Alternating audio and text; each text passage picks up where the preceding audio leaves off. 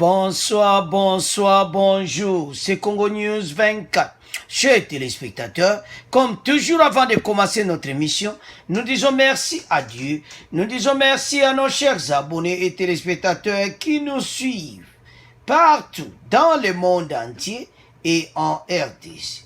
Chers téléspectateurs, soyez les bienvenus à l'émission Nabisoto Sola Masolo Yamboka Bande Konangai.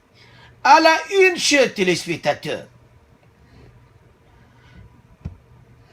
Professeur Mbata répond à Fayulu et Théodore Ngoy. Bandeko, Professeur Mbata ayindisi. Alobeli Martin Fayulu na Théodore Ngoy bazoye bate eloko baza kusala. Eza ya kuinda toko développango na émission na biso. Deuxième point, chers téléspectateurs, eyindi na Minembwe. Ba mai ba yindisi mai ba chemo bulu kuna ya mabe bandeko na ngai. Ba Minembwe ba mulenge baza kolela boko yoka extrait bandeko na ngai. Et puis ba réfugié Burundi oyo bazala akuna balobi pe antuka biso nde tozoka moto kotoyo biso tozozonga Burundi. Neza ya koyinda na marque na mbalo ifo bazonga somo bandeko. Et puis kaka na point oyo toko loba lisusu dossier Kankonde et Ruberwa. Bandeko dossier bango mibale ba secret dévoilé. Alors Koura katakiango et puis toko développer une émission na biso. Troisième point, chers téléspectateurs. Oyo dossier oyo nyingisa mboka mikolo oyo. Élection 2023 second degré. Oyo FCC bazo proposé en septembre. Était élection donc président de la République à cause de la voter na Parlement. Alors, chers téléspectateurs, toko développons une émission na biso et puis on va parler kaka oyo FCC bazako exiger les nominations à la territoriale. Balobete ils ont bénéficié de larges consultations. Donc, ils ont 5 basa la consultation à Makasi. Alors, chers téléspectateurs, toko développons une émission na biso. Alors, chers téléspectateurs, comme la première point na biso, Mbata répond à Fayulu et Théodore Ngoy et Yindi Bandeko. Ayebisi bango bazotanga constitution bien dit. Atie bango pena na nzela bandeko nanga parce que dossier oyo ya Fayulu et Théodore Ngoy eza flou. Eza pena clair. Bate bele bazoloba yango. Eza kop mongo bozo salama. Parce que au moins bata FCC bazana système na bango. So bavana muke ba créer likamou. Bak bango donc nde bazana baza batu mongo mais bazana bazaka sûreté. FCC ebi kazaka na population te. Ba ebi na bango très bien. Bandeko botala ki marche ya FCCT oya ko soutenir ba institution. Marche moko e bandika kana première rue.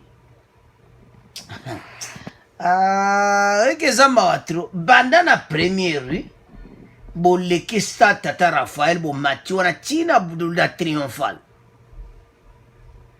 Donc moi distance moka mukuse ka po elaksa ki basala ki marche. Batu pe muke. Ba pesa tu bambongo po ba ya marche. Quel parti politique? Bo kabila tu mbonka po ba ya marche ba mona ki batu bazana nzila.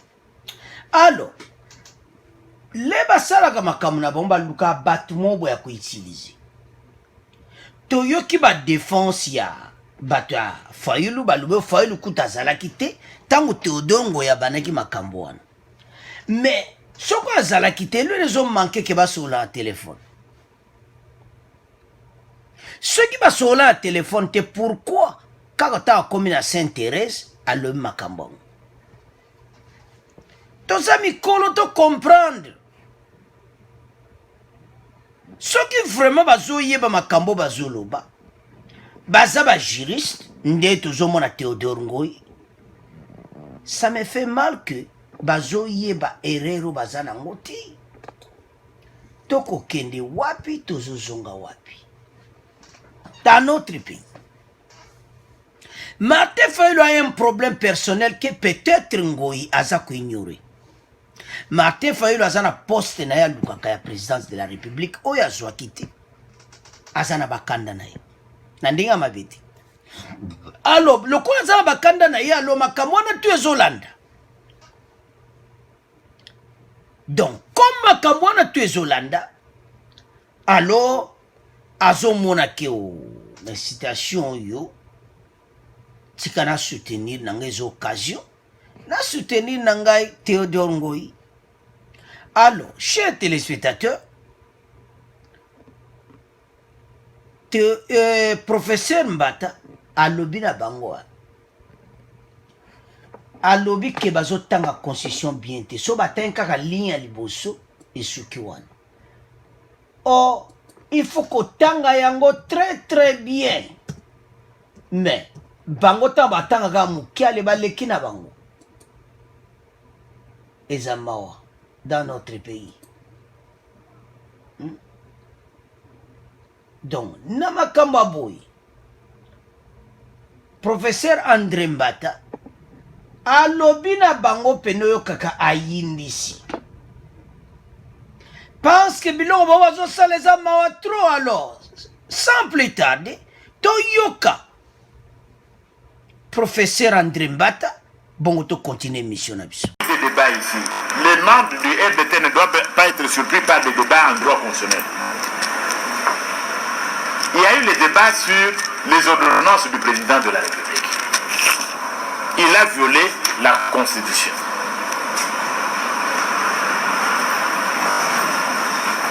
Mais pour violer la Constitution, il faut nous dire ce qu'il a violé. On a dit les ordonnances du président de la République, l'article 79, elles sont contresignées par le Premier ministre. En matière de nomination des magistrats, elles sont prises sur proposition du Conseil supérieur de la magistrature. Mais dans le cas d'espèce, le Conseil supérieur de la magistrature a proposé, le président a nommé. Ilunga Ilunkamba n'était pas là. L'article 90 ou 90 de la Constitution dit que quand le Premier ministre n'est pas là, c'est le ministre précédent, en cas d'empêchement, qui le remplace. Gilbert, quand on était là-bas, il a signé. C'est tout à fait constitutionnel. Les deux juges ont une nomination nouvelle. Deuxièmement, l'ordonnance portant statut particulier des membres de la Cour dit que quand on vous a nommé, vous avez un délai de 8 jours pour lever l'option. Nos deux amis n'ont pas levé l'option. Et puis, qu'est-ce qui est grave? Le jour de la prestation de serment, ils sont même allés à l'imiter pour faire des touches. Ils étaient même à la séance d'entraînement pour prêter serment. Et le lendemain, on ne les voit pas. Mais on doit encore investiguer. Il semble qu'ils ont été enlevés. Mais nous ne savons pas encore. Parce que vous ne pouvez pas, un juge, quand vous êtes nommé magistrat ou magistrat, vous devez aller à la retraite à 75 ans. Les deux sont dans les 60 ans. Est-ce que vous allez abandonner une carrière de 15 ans supplémentaires parce qu'un monsieur qui ne connaît même pas le droit constitutionnel dans son parti vous a conseillé? Alors, nous avons suivi professeur André Mbata. Et ça m'a dit comment makambo elekaki. Fayulu et Théodore Ngoyi n'ont pas démontré. Il fallait qu'ils démontrent comment Fachi a violé la Constitution. Bah, ils n'ont pas démontré. Alors, et l'on est au laxaké, Fachi a violé la Constitution. Contre-signe, article de la Constitution clairement, ceux qui Premier ministre est absent, vice-premier ministre, a signé. Est-ce qu'a violé la Constitution wapi? Bah, tche ba on a nzela passe ba zoebe l'autre côté. akena point ba de juge bozomona bango wana oyo ezosala nga na mawa batiki mosala na bango avant fallait batika on a 75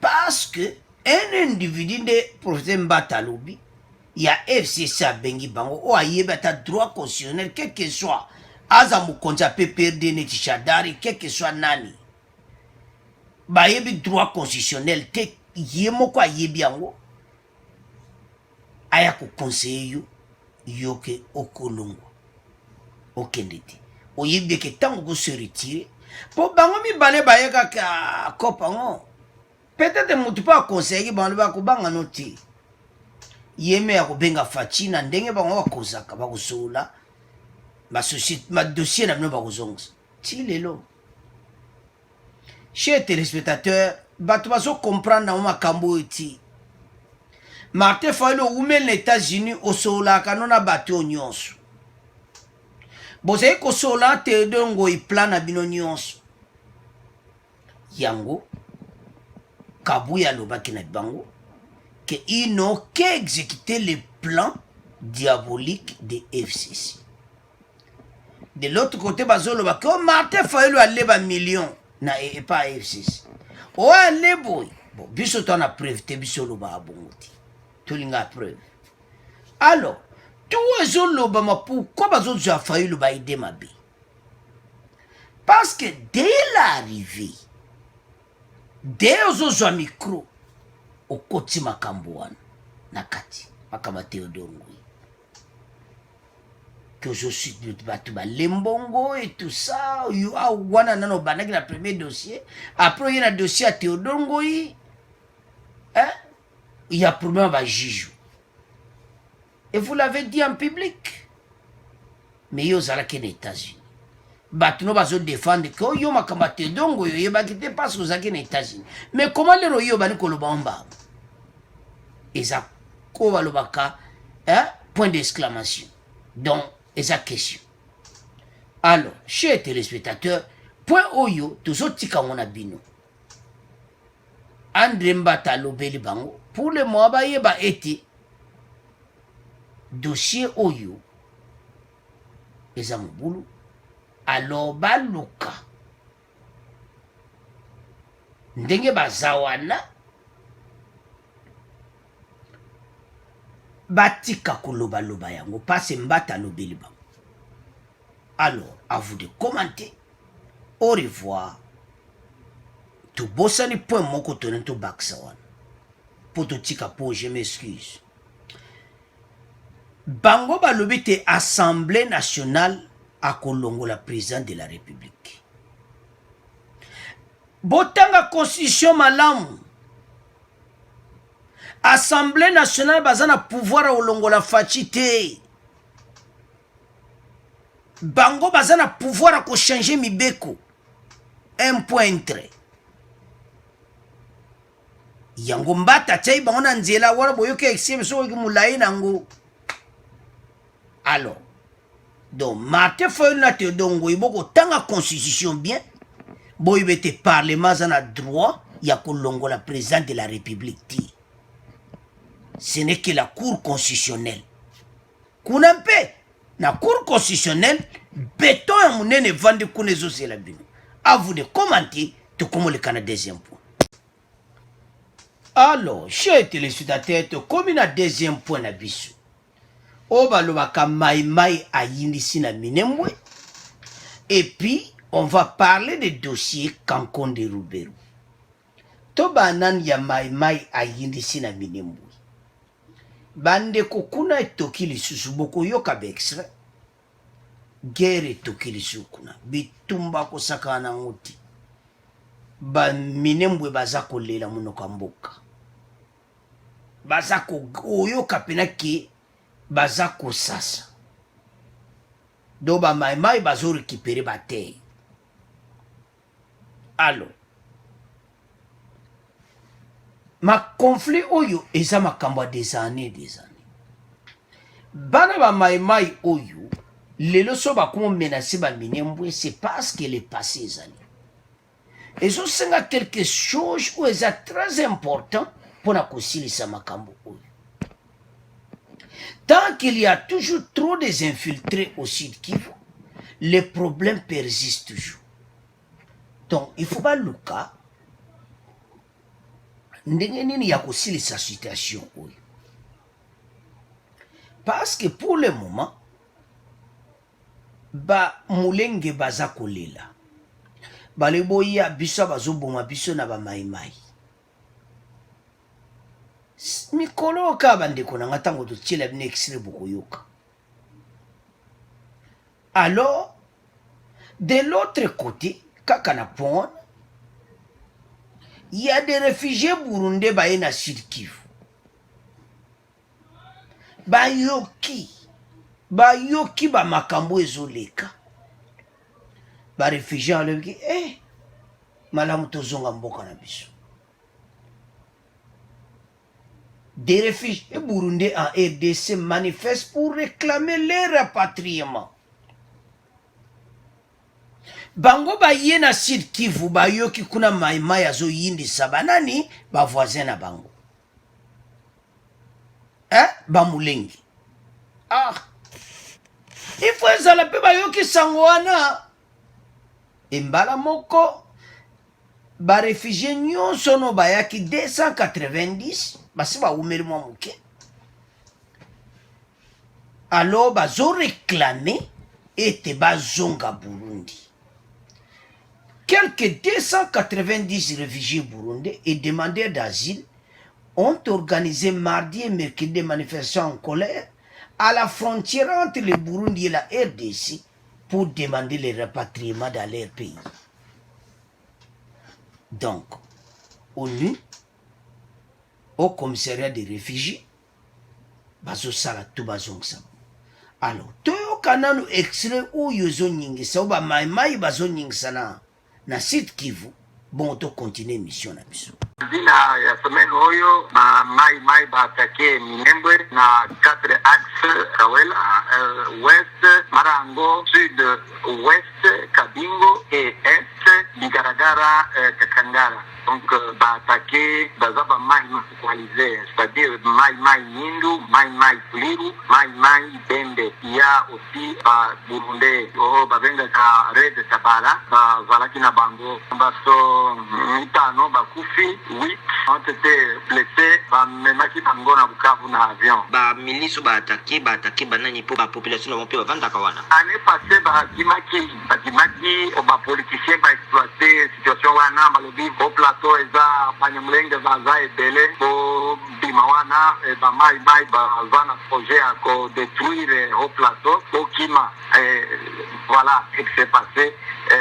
D'autres communautés bakimaki année passée. Awa kikali quelques familles ya ba Fuliru ba Nyindu Mbembe mais grand nombre na bango bakendaki na Fizi Lulenge parce que bazolo bake o commune ya Minembwe eza ya ba Rwandais ba Nyamulenge ne pas congolais bazo zonga na ba arme bazo linga ba beta ba Nyamulenge ba Tima donc bo ba zo ama bele na bango ngambo ya au ba mai toboni na Kawela na donc mtumoko singa ya moni bembe soki autour de 20. Alors, chers téléspectateurs, nous avons suivi. Donc, Sud Kivu, côté wana nyonso Minembwe, eza plein na ba Rwanda. Biso atolobi te boyoki wana.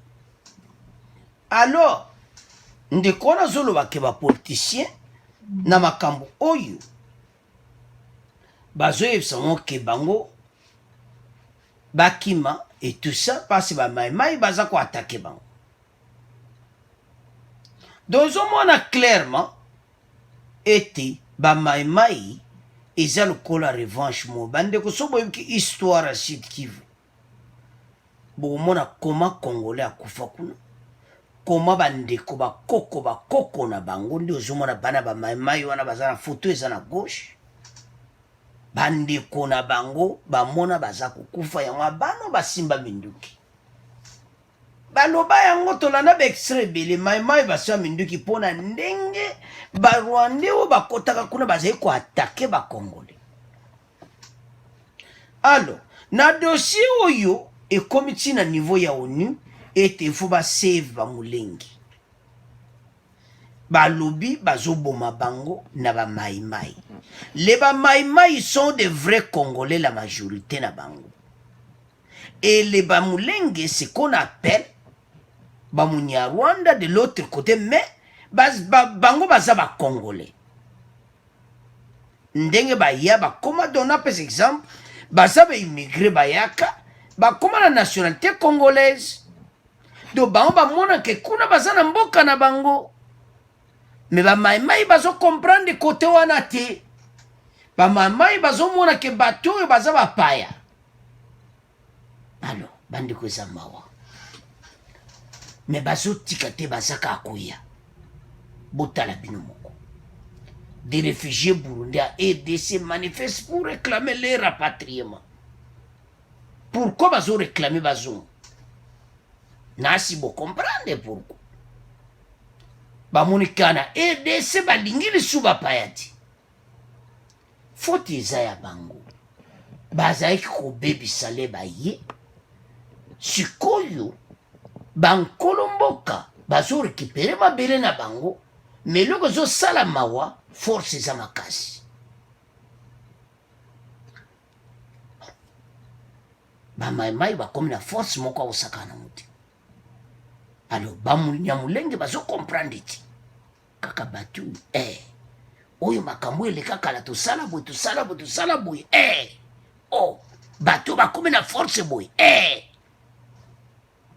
sikona na pesi bango force. Ces jeunes ont beaucoup souffert na vie na mole baki ba amiki. Akobo sana jamais te so azali na 5 ans 4 ans 5 ans 6 ans akobo sana makambo wana tena ndio mona komi boye. Jeune garçon. Ils ont vu peut-être papa naza kukufa, maman naza kukufa. Peut-être ils ont vu tout ça bandeko na ngai. Ba galère le kana ba Sud-Kivu. Boyebika ba système oyo bazali ni da balkanisation mais le quoi congolais côté ana anyata pena litutu de kosimbati. Ba congolais pena côté balkanisation so mécanozo l'exabalère. Pour ba mekana bango de plus de 50 ans ba resira te monde lelo ya ko resira bovanda. Alors ba mai ba ji position na bango. Donc ba pona bango bazo bengana ba Mulenge ba quitter ba territoire wana minimum. Alors ba Mulenge baza ba Congolais po bazwa nationalité congolaise na ndenga mabete. Ba maimai bazo benga bango ba paya na ndenga mabete. Alors mbala moko message yokani na frontière. 290 réfugiés Burundi et demandé d'asile balobi de ces sur place à quoi senga asile ti. Pourquoi? Maimai. Allez basengi basali ba marche basengi bazonga wapi Burundi. Bandeko namba. Bozomona. Donc c'est ça. Donc Maimai pena basali grand travaux. Alors, toke ce qu'on a deuxième partie, dossier Kankonde et Rubero. Dossier Kankonde et Rubero, bandeko eleken wakambo eleken na conseil des ministres et tout ça. Et zalaki tout autour à point moko. Nani il fallait ça la identification nationale, recensement. Nalanga diriger recensement. Oezo banda kalati. Rubero alinga ka diriger recensement. Kankonde FC Rako, Monsieur Rubero. L'identification nationale est sous ma bénédiction. Et ça y'a koyinda, et si yinda FC Kikabu. Rubero a dit non, monsieur, Kankonde, moi je vais faire le recensement. Kankonde a dit, mais comment? Ngande naza ministre de l'Intérieur. Naba poste to zalangwa vice-premier ministre, yoza simananga d'abord. Ngana za numéro 1 premier vice-premier ministre. Donc, vice-premier ministre, je m'excuse. Alors, entre bango, matate bandi, pour Rubero a pas la colère contre Kankonde, bon comprendre makambo ezoleka na Minembwe. Oh, makambo ezoleka kuna ministre de l'intérieur, il fallait django rigueur parce que ça charge à Kankonde. Makambo ezoleka na Minembwe. Bazo bengana batu, bazo bengana ba immigré, c'est le ministre de l'intérieur qui va faire la décision. Akino ko peksa ba mai bati ko bengana ba mulengi. Wana ezana kate mitema wa, wana baloba kiti. Mais si on comprend, Rubero pas à mutu, ezana kate mutema mais mutu pas qui pas kabata si batu kunate. Allez, ezo potan. Mais tout on a point où ezam capital. Pourquoi Rubero azo welela ko sala recensement? Chete ka ezam bulu point oyo. Kankonde aibi ki recensement ezo salama. Na kata recensement tango ezo salama makambo minene eza wana. Ata Kankonde akoloba yango te me ba Congolais ba yebi na bango. Ke biso to yeba nana za vrai Congolais, nana za vrai Congolais ti. Est-ce que ce qui va pesi Rubero à charge wana, yaza ministre de décentralisation, a ça la recensement. Ah, Nzaba malamu. Kankonde est très intelligent. Abone ko chama kaona maboko afachi. Atinde mamona conseil d'état. Bandeko. Na mikolo lega ki conseil d'état bakata ki déjà. Ba yebisi Rubero abana lelo. Makama recensement za yuti. Eza ya nani? Ya Kankonde. Eza ya kuyinda. Esi yindi. Donc Rubero a côté wana. Espoir esili. Donc Kankonde a dirigé le recensement, nous ce n'est bandeli qui n'en a souka. Alors, Rubero a séparé qui peut n'angoti. Alors, yango moni et potana qui entre on a conseil de ministre et bandaki do dossier des ayangwana. Le quoi ya ministre de décentralisation nanangwa ko sala makamba recensement. Alors, conseil d'état bakati c'est Kankonde. Alors, tout tiki pona bino, to komo le kana pona bisu, oye bomimboka. Élection à second degré. Alors, chers téléspectateurs, pour te diviser en Wande, on va parler élection 2023 où le FCC va proposer second degré. Et puis après, Tokoluba, où le FCC va pesa kaka semaine, le FCC exige les nominations à la territoriale bénéficie de larges consultations au sein de la coalition. Eza mawa. Tobanda sikona élection second degré. Chers téléspectateurs, et le que je salanga mawa, ce qui totali FCC, mouvement oyo, baïdo bazanango, eza mawatu. Ce n'est pas ça qu'on construit mboka oyo. Constitution ezaka yango wana. Mutu nyonso osimba le même constitution. Même mutra mutazo ya la version na ya constitution. Oh. Mais tout ça comprendre. Bino botangi constitution les mêmes yepa tangi. Pourquoi ba musuba zo tanga onde mususu? Pourquoi musuba otanga onde mususu? C'est pitié.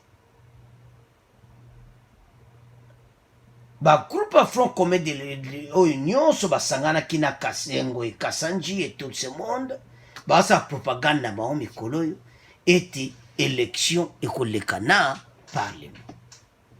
Teodongo ipa juma solango e komi pe ayele azolo makamu na ye. Parlement na nde bozo kabandiko na ngai. Na sena kuna tike ya Tambwe eza ya Kabila, tike ya Badibanga eza ya Fachi. Et puis, oyo nyonso ezo salama o tout autour ya élection oyo, ce sont que des propositions oyo FCC so avande ye na lisolo. Alors, septembre yango ezokoka bango bazozonga bandeko na nga moto ekopela o balobaki eyindi na bana wewa parlement bakokota ti soki bainsiste kaka bango bakokota ti parce que ndenge bango bazolinga eza volonté ya peuple te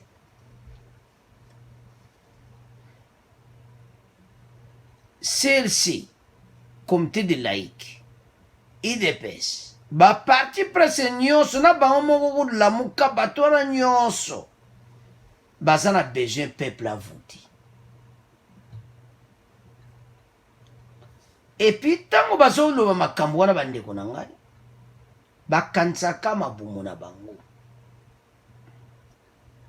FCC ne pense à personne. Soki bozo tia motema ka FCC azokanisa biso tozolekisa balere. FCC akanisaka mpona bango moko. Bakoti kaka na parlement mbala mo bazosenga nini babakisela bango salaire $6,000. Ça sont des signes ezoma motema mabe kindoki. Bolimbisa pour utiliser ces mots à katea émission. Ça fait mal. Les boko ya boko voté ba loi ou eza na fa. Boko yo ke extrait na faveur na bino. Bongo peuple wana. Bazaba nyama. Peuple wana zana besoin vie au bino pe bozana. Bakotanga koto komba peuple te. Bango kaka dossier na bango. Et puis son nota batu bango ekasanje tous ces gens bazo supporter ko tambwa na nzela ba nazo comprendre ti. Oh, tala. Bande konanga sono tala makamuso filma ngo tali ovani nyolo bia mon pays. Ya solo tozaka motema mabe. Ndeni toko avancer mboka oyo. Ka ba mona coalition bazana double obalobaka. Bazotama ba double. Bazotama ni hypocrisie.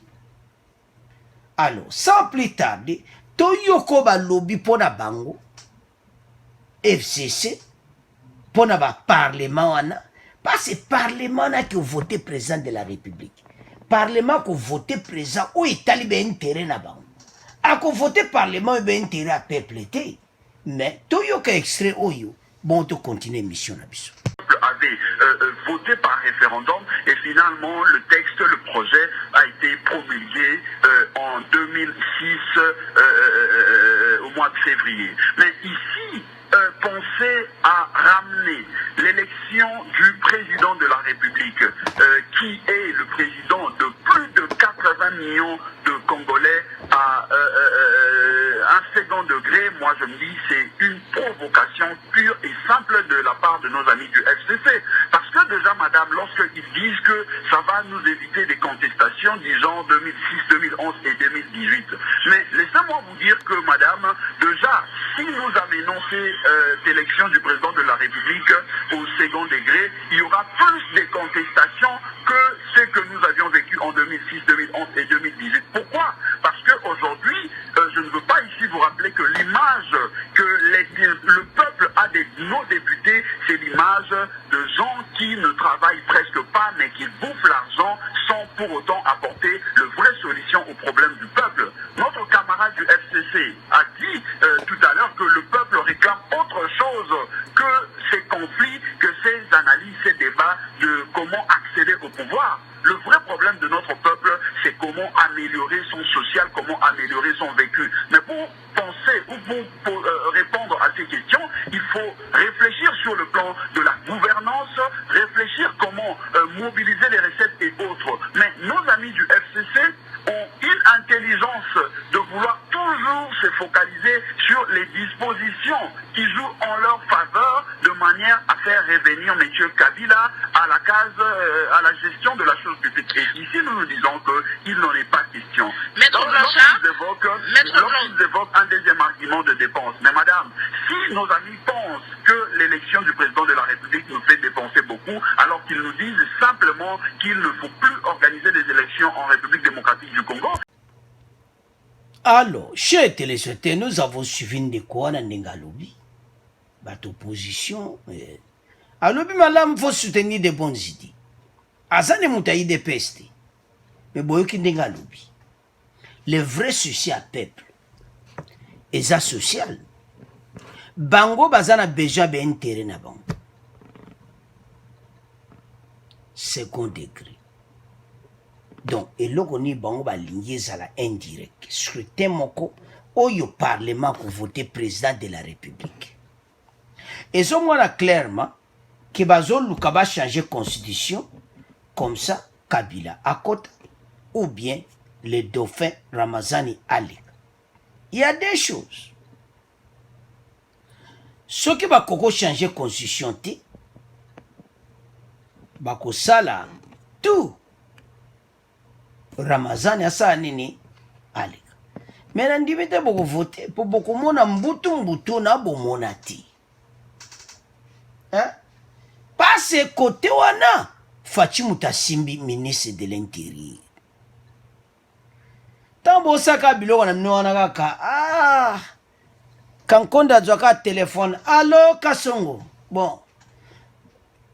Affaire zana Kasongo wana siko yemo Kankonda zolo ban direct. Yoto sate siko. Kasongo batwana bako kota lelo te na parler du peuple. Donc ministre de l'Intérieur mutalobi. Et ça la volonté à peuple tu. Alors la police va ça. On a bamba kokota te ndenge salamaki na loi mina kusakata. Bakokota ti. Tala fatia job bango pena yo kaka vrai clé yango wana. Place mon maye na bango sanini esuka. Ba weli ba poste ministre de la justice, ba weli ministre de la défense, ba weli ministre des finances, ba we ba tuni fatia olingi wabi. Ya binga kamila intérieur bozo wana nyonso. Très intelligent le président de la République à comprendre la musique. Bato andenge ni batala ka be intérêt na bo. Mabumo na bango. Bako voter président o ya ko batela be intérêt na bango. Bako voter président o eta yelelo azo sala be intérêt à peuple. Coalition oyo ezana makambu. Bande konangai. Coalition oyo zoma bina batu batambola kamba za onzela mokota mutaza na position na emeto za na bisona. Donc babenga ngo coalition avec demi-cohabitation. Donc demi-cohabitation. Donc Kabila nenga zawana azotala bato azana bango. Comment on tire les vestes? Donc, solution na bango nde bazawana. Et le salanga mawa, ce que batala ta moins intérêt à peuple ata 10%. Bango kuta ata 10% ti. Peuple ambo vana bino. Biso na ba villa na biso na ba Gombe. Biso na ba vina biso na ba Mbinza. Biso na partout comprendre ka ba vie moka bien. Les social des Congolais et Talibango. Et quel esprit! Vous occupez Congolais te. Bateau baza mystique bandeko. Et c'est failli bake. Peuple déjà mona bango batu mabi. Il fallait que tu fasses à moi geste mon. Na comprendre bateau te ba monter un peu ma casse. Passe à moi geste mon paye à vous flatter ta peuple. Mais athée. Alors toke sikona oyo article ba misika mikolo oyo les FCC exigent les nominations à la territoriale bénéficient de larges consultations au sein de la coalition. Basala qui rencontre moko et les participants à cette rencontre ont soulevé particulièrement le fait que les nominations à la territoriale bénéficient de larges consultations au sein de la coalition. Bozo nommé la territoriale. Il fallait bosser l'élection locale, bosser la montée en 2018. Si vous avez préféré que local wana ou territorial, la négociation au niveau coalition, la consultation, et continuer dans dengue wana. Dans cette perspective, en tout cas, Batouyo, des rumeurs faisant état de nominations imminentes des cadres territoriaux par les ministères de l'Intérieur, le FCC a tenu à fixer l'opinion qui suit. La territoriale participe du cadre institutionnel de l'organisation des élections. De ce fait, la nomination des cadres territoriaux au niveau tant que des entités territoriales décentralisées que celles déconcentrées doit se dérouler en toute transparence de manière à rassurer toutes les parties prenantes au processus électoral. Vous avez un problème sérieux. Quand on est nommé yango, parce qu'il faut nommer la territoriale, ndenge nini bato bako diriger makambo ya élection. Yango zomona ezo yinda entre yi na Ruberwa. Ruberwa zomona kieza décentralisation poste na ba tia yes nebite bon. Poste on ya za kawana. Mais ba kopo mpe bana ya ba kopo mpe simbaka na honte. Otika pete. Ya yaki ana kopo mo ministre de la décentralisation. Mboka na monsieur ils ont 11 provinces et comme 26 provinces. Asaina boule. Après on a peu esimbi na onka te ba kopo bango bazo ya nango zo simbati. Alors, ce qu'on prend un processus électoral, quand il faut nommer ba cadre territoriaux.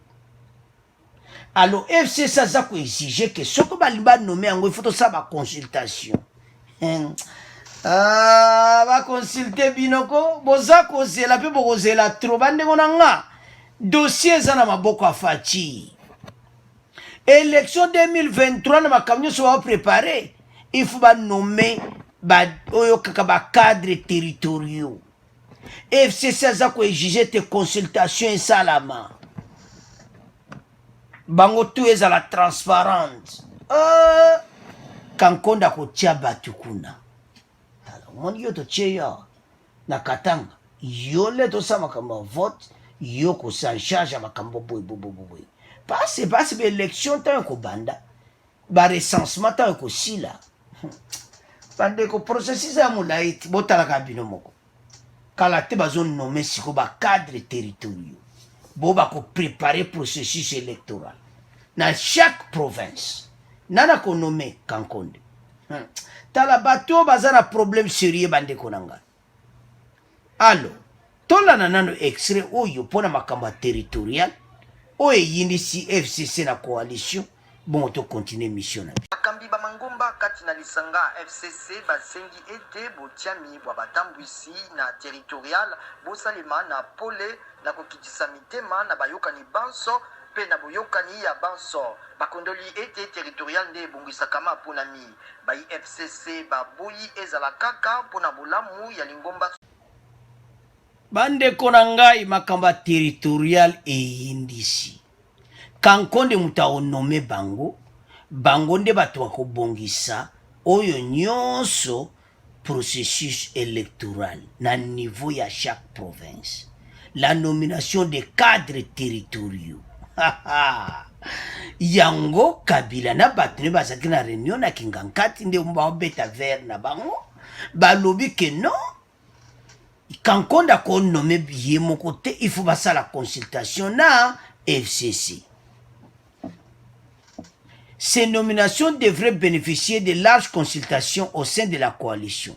Elles devraient par ailleurs, s'agissant des entités déconcentrées, tenir compte de l'impératif de la stabilité des cadres territoriaux en fonction depuis seulement 2018, en prenant compte le coût comparatif pouvant entraîner des mutations prématurées et non préparées, mais dictées uniquement par des mobiles partisans.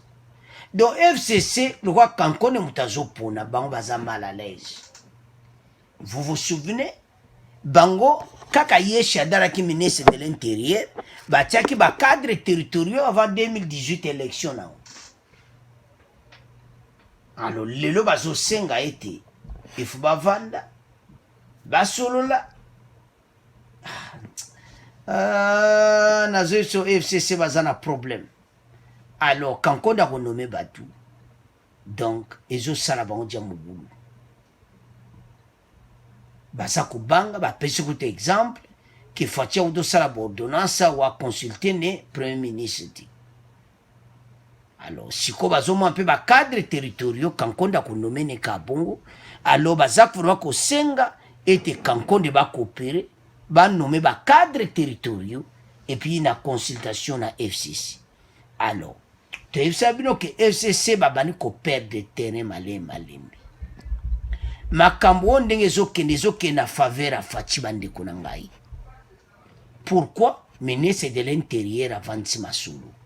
Alors, chers téléspectateurs, eza mawa nde bazana problème sérieux bazoyebe pa ya kokende te bazomwandeli dossier bakotraite yango te alors comment olekela bango. Alors, chers téléspectateurs, point oyo tolingi toresume yango boyi ke makambo nyonso élection 2023 na makambo bacadre territoriaux Faci akozala nemka koganye kaka. Alors bakongi kobondela ete bazala ensemble mais kankonde moto akonome bango.